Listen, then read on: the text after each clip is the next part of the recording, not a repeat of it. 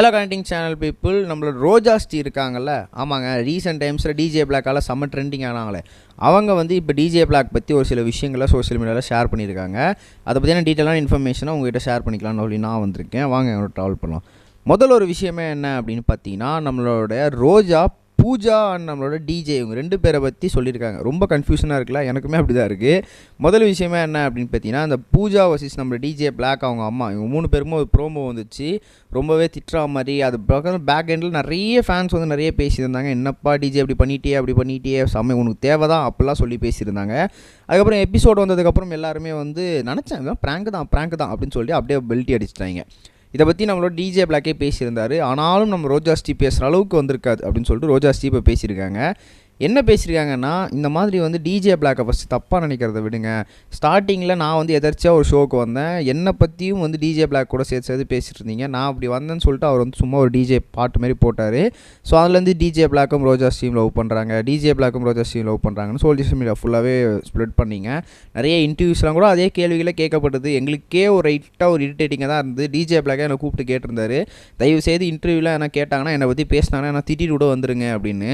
ஏன்னா சும்மா வந்து இந்த ஒரு சின்ன ஒரு பாயிண்ட்டை அப்படியே ஊதி பெருசு பண்ணுற மாதிரி விஷயங்கள்லாம் எனக்குமே நடந்துச்சு. இப்போ அதுதான் சேம் ஆஸ் பூஜாவுக்கு நடந்துகிட்ருக்கு அப்படின்ற மாதிரி சொல்லியிருக்காங்க. எனக்கு தெரிஞ்ச வரைக்கும் இப்போ வரைக்கும் பூஜாவும் சரி நம்மளோட டிஜே பிளாக்கும் சரி, டிஜே பிளாக் சுத்தமாக வந்து ஒரு ஷோலாம் முடிஞ்சதுக்கப்புறம், அந்த கான்சர்ட்லாம் முடிஞ்சதுக்கப்புறம் யார்கிட்டையும் பேசி கூட நான் பார்த்ததே கிடையாது. முக்கியமாக பொண்ணுங்கக்கிட்ட இது வரைக்கும் அவர் என் கூட சேர்ந்து ஒரு ஃபோட்டோ கூட எடுத்தது கிடையாது. நார்மலாக நாங்கள் வந்து வெளியே கூட எங்கேயுமே இது பண்ணது கிடையாது. எங்கள் 2 பேருமே வந்து லவ் பண்ணுறோம், லவ்வர்ஸ்லாம் சொல்லி பேச ஆரம்பிச்சிட்டாங்க. அதுவே ஒரு டிஃப்ரெண்ட்டான ஒரு மைண்ட் செட்டாக தான் எங்களுக்கு இருந்துச்சு அப்படின்ற மாதிரி ஷேர் பண்ணியிருக்காங்க.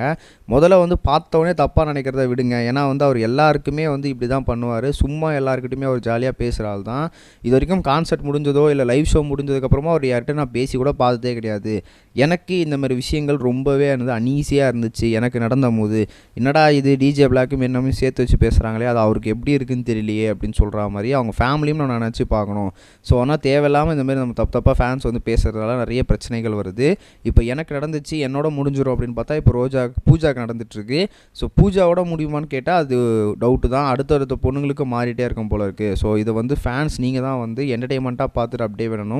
நார்மலாக யாரோட பர்சனல் லைஃப்லையும் போய் விளையாடாதீங்க அப்படின்ற மாதிரி நம்மளோட Roja Sri DJ Black and Pooja பற்றி சொல்லியிருக்காங்க.